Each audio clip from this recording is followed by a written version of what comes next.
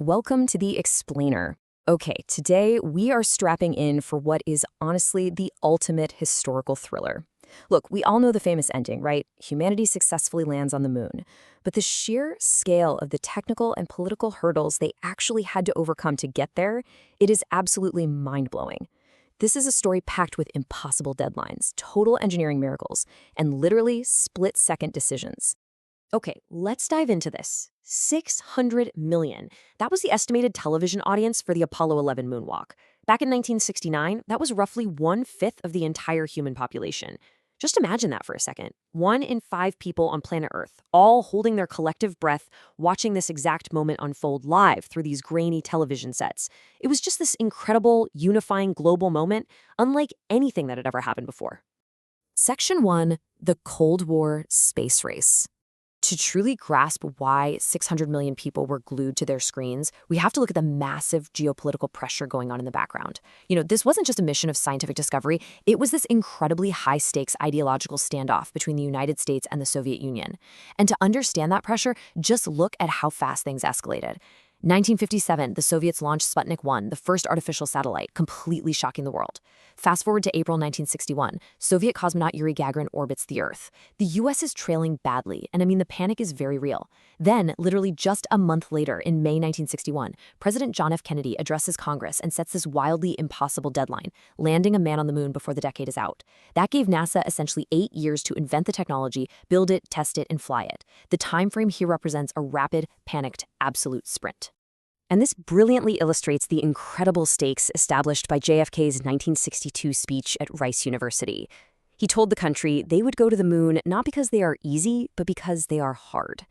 He was basically challenging a nation to organize their absolute best energies and skills to build completely new, totally unproven technology from scratch. It was the ultimate gamble.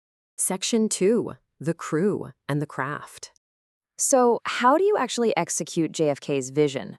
Well, while astronauts Neil Armstrong, Buzz Aldrin, and Michael Collins were obviously the faces of the mission, they were really just the tip of the spear.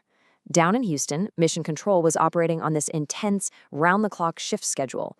You've got Cliff Charlesworth managing the launch, Gene Kranz's white team handling that nail-biting lunar landing, Glenn Lunny managing the ascent, and Milton Windler planning ahead. We're talking about a massive, highly synchronized team on the ground, working absolutely non-stop to keep those 3 men in space alive. And they were flying highly specialized, almost fragile machines. The command module, Columbia, which was named after a giant cannon in Jules Verne's famous novel, by the way, that's the heavy, robust home for all 3 astronauts. It's the only part actually built with a heat shield to survive re-entry to Earth. Now, contrast that with the lunar module, Eagle. This is a hyper-specialized, incredibly lightweight craft designed purely to go down to the lunar surface and back up to orbit. No aerodynamics and absolutely no return capability. Section 3, Launch and Lunar Transit. Now, what's really interesting about this slide is how it breaks down the complex maneuver that happens right after launch. On July 16, 1969, the massive Saturn V rocket lifts off. But once they're in space, this crazy orbital ballet has to happen. The transposition, docking, and extraction maneuver. Michael Collins had to safely separate the Columbia from the rocket stage, turn the entire ship around in the vacuum of space, dock with the fragile Eagle, and safely pull it out of the rocket casing. If he makes a mistake here, they damage the lunar module and the whole mission is over before they even leave Earth's orbit. Section 4, Alarms and Craters. So the transit to the moon goes smoothly. But as the descent to the lunar surface begins, almost immediately, things start going wrong. Armstrong and Aldrin realize they're passing their visual landmarks about 2 or 3 seconds early, which means they're flying way too fast, likely due to unseen lunar gravity anomalies, called mascons, pulling the spacecraft slightly off its planned trajectory. They are actively going to overshoot their landing target. And then, just 6,000 feet above the moon, a master alarm blares, a 1202 program alarm. The lunar module guidance computer is getting totally overwhelmed. Basically, because of a hardware design bug, a radar switch mismatch is causing what's known as cycle stealing. It's essentially flooding the computer with meaningless rendezvous radar data right when it desperately needs to be calculating the actual landing. Back in Mission Control, computer engineer Jack Garman quickly verifies they can ignore the alarm. But the real hero here was software engineer Margaret Hamilton. Her incredible software design allowed the computer to just drop the lower priority tasks and focus solely on keeping the landing systems running. The computer's error recovery didn't just survive the glitch, it actively prevented a forced abort, literally saving the entire mission. But the computer's target isn't safe either. Armstrong looks out his window and realizes the automated system is flying them dead on into a boulder-strewn field just northeast of West Crater, which is this massive 300-foot diameter hazard. Landing there would absolutely destroy the Eagle on impact. So, with time running out, Armstrong is forced to take semi-automatic control, manually flying the spacecraft horizontally, kind of like a helicopter, just to find a safe patch of ground. Let's move to and see how this builds, because now they're just 100 feet above a lunar surface. Armstrong manages to clear the massive crater, but the engine exhaust starts kicking up incredible amounts of lunar dust. This completely blinds Armstrong's visual perception of the spacecraft's horizontal and vertical motion. He literally can't see where he's going. He's flying almost entirely by instruments and watching the shadow of the Eagle cast onto the dust cloud below him. And the clock is ruthlessly ticking.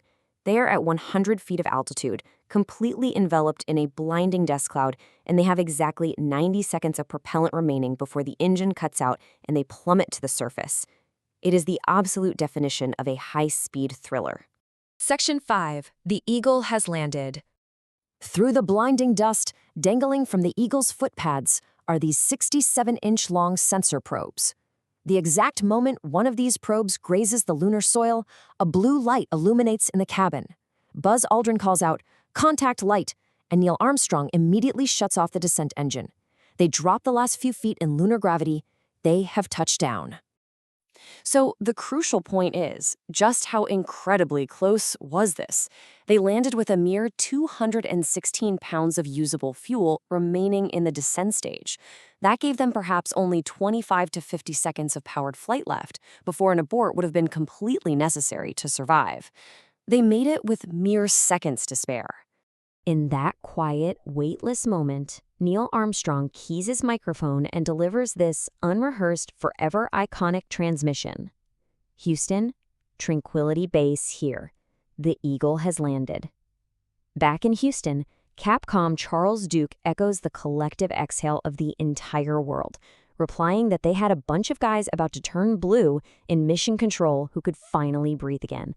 The impossible had actually been achieved. Which leaves us looking forward. Half a century after hundreds of thousands of people worked together to overcome those immense technical and political hurdles to put 2 men on the moon, we really have to ask ourselves, 50 years later, what is humanity's next giant leap? This explainer shows exactly what we are capable of when we combine sheer willpower with brilliant engineering. But the universe is vast, so what boundaries will we push next?